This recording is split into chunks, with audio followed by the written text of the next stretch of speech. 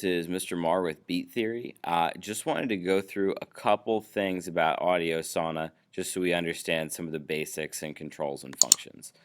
So I'm just going to go to audiosauna.com to just set it up so it's just like how you're going to see it.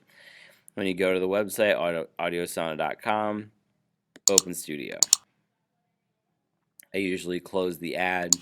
Again, you can find your settings on your Chrome browser, on your Chromebook, usually over here. In my case, it's up here, so I can zoom out if I'm too far in.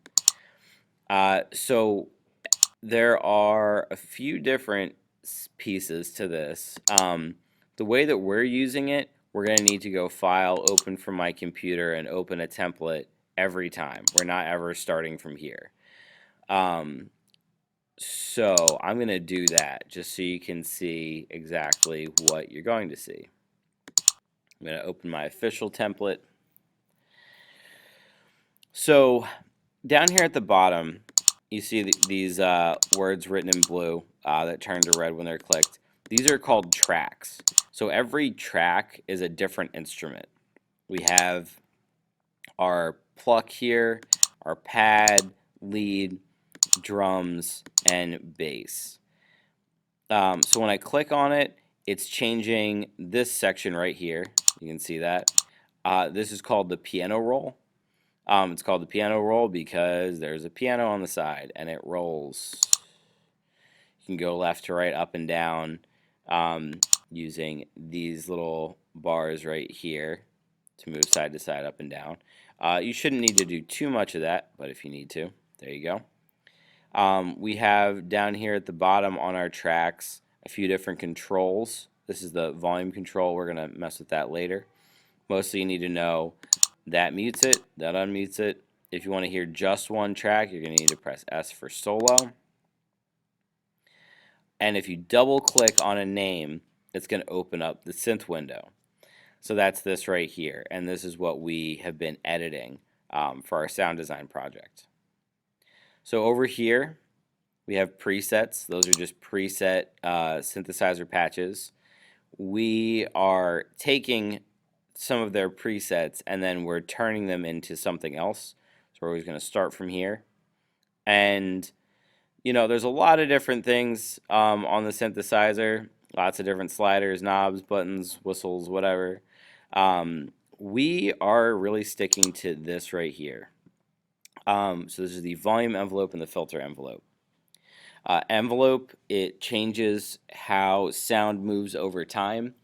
There's actually a poster in this classroom that talks about envelopes and kind of what it looks like if you visualize it a little bit.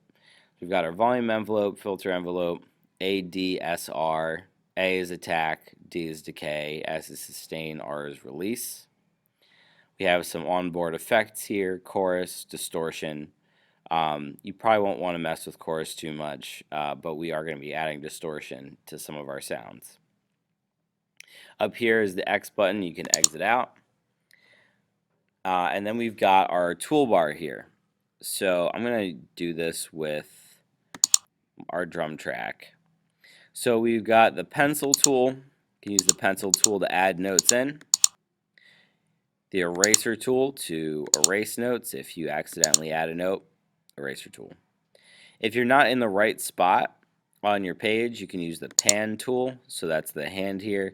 And that you can kind of use to click and drag around to find different spots. This is the note edit tool. You don't really need to use this right now, but that's how I created the blue lines. But if there's some notes that I want to just be a little bit quieter, I can click on it if velocity is highlighted, and I'm going to move it down. So now it's going to be a little quieter. You can hear how that sounds.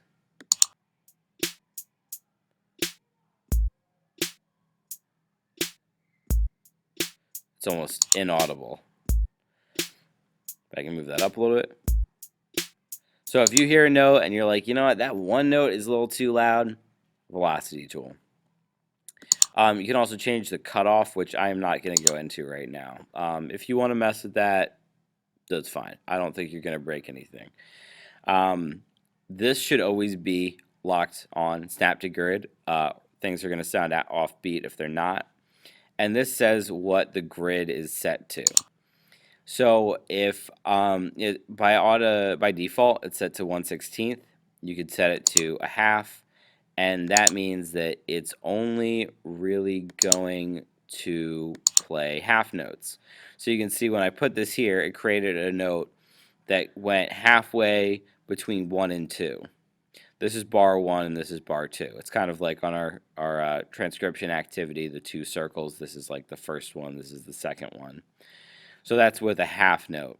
You're pretty much going to want to keep it set to 1/16th until we're doing drums.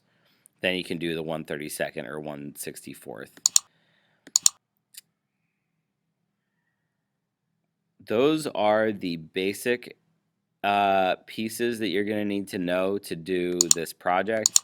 Other than that, we've got file, open, save. We're not going to talk about exporting yet, but remember that when you save your project, it has to end in .song, or you're not going to be able to open it up again. Please let me know if you have any questions. That is the overall basics of what you need to know to do the Audiosauna project.